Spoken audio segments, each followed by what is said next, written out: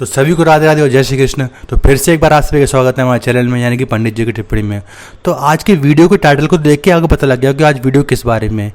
तो आज जो भी हम घटना बताने वाले हैं वो सब सत्य घटना पर आधारित होने वाली है। ना तो कुछ इसमें बनावट होगी ना मिलावट होगी।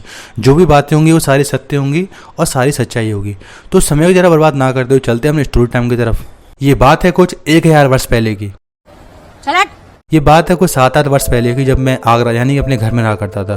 उस समय 8th क्लास में था और मेरा जीवन बहुत ही सहज कट रहा था, जैसे सभी बच्चों को कटता है। फिर जैसे ही समय बीतता गया तो मेरे घर वालों में बेचारे विमर्श हुआ कि आप इसको कहीं बाहर पढ़ने के लिए भेज देते हैं। खैर ऐसा नहीं था कि मैं पढ़ाई में बहुत बेकार था या मैं बहुत शरारती था, तो मेरे घर वाले इसलिए मुझे बाहर पढ़ने के लिए भेज रहे थे। मेरी मम्मी का सपना था कि मैं वृंदावन जाके किसी गुरुकुल में संस्कृत की शिक्षा प्राप्त करूँ। और गुरुकुल का नियम ये था कि मैं 8वीं पास करने के बाद 9वीं में एडमिशन मिलता था। इससे पहले मैं 8वीं कॉन्वेंट स्कूल में पढ़ता था। कुछ समय बीता, मैंने 8वीं पास कर ली। अब मेरा समय आ गया है वृंदावन जाने का और मेरे 9th में वहाँ जाके कि संस्कृत विद्यालय में एडमिशन भी हो गया। वहाँ हॉस्टल की व्यवस्था थी, मगर मैं वहाँ रहा नहीं, क्योंकि वहाँ के प्रिंसिपल ने हमको खुद ही मना कर दिया था कि यहाँ का माहौल अच्छा नहीं है और ना ही यहाँ का खाना। अगर आपको अपने बच्चे को पढ़ाना है तो बाहर से ही किसी रूम लेके या फिर किसी फ्लैट में रेंट लेके आप वहाँ से अपने बच्चों को पढ़ाने भेजो। वैसे ही हमने किया। पहली साल तो हमने एक फ्लैट रेंट पे ले लिया और पहली साल मेरी मम्मी मेरे साथ रही, क्योंकि ना तो मैं इससे पहले कभी बाहर रहा था ना मुझे कोई एक्सपीरियंस था। फिर उसके बाद मैं अपने फ्लैट से स्कूल आया जाया करता था। कुछ समय बीता, मैंने अपनी 9th पास कर ली। फिर मैं 10th में आ गया। घर वालों ने फिर से बातचीत करी और सोचा अब ये बड़ा हो गया है और मम्मी अब कब तक मेरे साथ रहेंगी, तो अब तुम घर आ जाओ और इसको अकेले रहने की आदत डाल दो।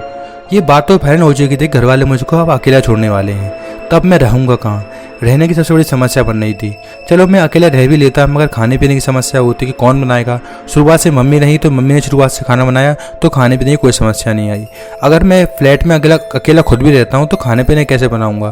तो जो लोग वृंदावन आते हैं उनको पता होगा कि वृंदावन में कुछ ऐसे आश्रम होते हैं जहाँ विद्यार्थी यानी कुछ स्टूडेंट जो बच्चे होते हैं उनको रख लेते हैं, उनकी भोजन पानी की व्यवस्था करते हैं, मगर उनको कुछ ना कुछ काम करना पड़ता है। छोटे मोटे काम होते हैं, जैसे झाड़ू लगा दो या फिर पेड़ों को पानी दो, इस प्रकार के काम होते हैं।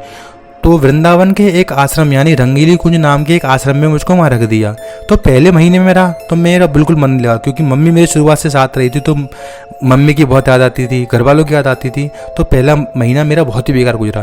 फिर उसके बाद जैसे जैसे थोड़ा समय बीतता गया तो फिर मुझे आदत पड़ गई रहने की। तो जैसे मैंने आपको बताया था कि वहाँ कुछ ड्यूटी सबको मिली हुई थी कि जो बच्चे यहाँ रहते हैं उनको कुछ ना कुछ काम करना पड़ता था। मेरी ड्यूटी ये थी कि मेरे को पेड़ों को पानी देना पड़ता था। वो आश्रम 3 मंजिल का बना हुआ था, तो सबसे ऊपर जो था वो टेरेस था यानी छत थी। छत के ऊपर बहुत सारे पेड़ लगे हुए थे, वहाँ हमको पानी देना पड़ता था।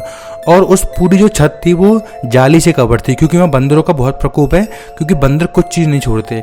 तो एक दिन की बात है, तो मेरी ड्यूटी थी पेड़ों में पानी देने की। तो मैं अपना शाम को 6 बजे करीब पेड़ों को पानी देने ऊपर चला गया। पेड़ों को पानी दिया और अपना नीचे आ गया। फिर शाम को मेरे को याद आया कहीं जाने का, तो मैं अपनी चप्पल देखने लगा। चप्पल मुझे कहीं दिखी नहीं, तो मुझे याद आया कि मैं तो शाम को पेड़ को पानी लगाने गया था, क्या पता ऊपर रह गई हूँ। तो वो 3 मंजिल का आश्रम था। मैं सीढ़ियों के दाएं चढ़ते हुए ऊपर पहुंचा। जैसे ही मैंने पहला फ्लोर चढ़ा तो पहले फ्लोर पे जो आश्रम के मालिक थे वो रहते थे और रसोई रहता था। रसोईया जो मतलब वहाँ का पूरे आश्रम का खाना पीना बनाता था सब लोगों का, वो रहते थे। तो मैंने पहला सीढ़ी पार कर ली, दूसरी फ्लोर पार कर लिया। जैसे मैं तीसरे फ्लोर की सीढ़ी पहुँचा तो गेट तो खुला रह ही गया था। तो मैंने देखा उस जाली के पास एक विशाल सी औरत खड़ी है। अब तो इसकी शकल वगल तो क्या नहीं दिखी थी मेरे को। उसकी विशाल सी औरत है, उसकी परछाई है बड़ी सी, वो साड़ी पहने खड़ी है और वो जालियों को पकड़े खड़ी है। जैसे ही मैंने वो देखा तो भाई मेरे तो पैर ही, अभी मैं आपको बता रहा हूँ, मेरे रोंगटे खड़े हो गए। जैसे ही मैंने उस आकृति को देखा, उस परछाई को, तो मेरी तो ऐसी तैसी हो गई।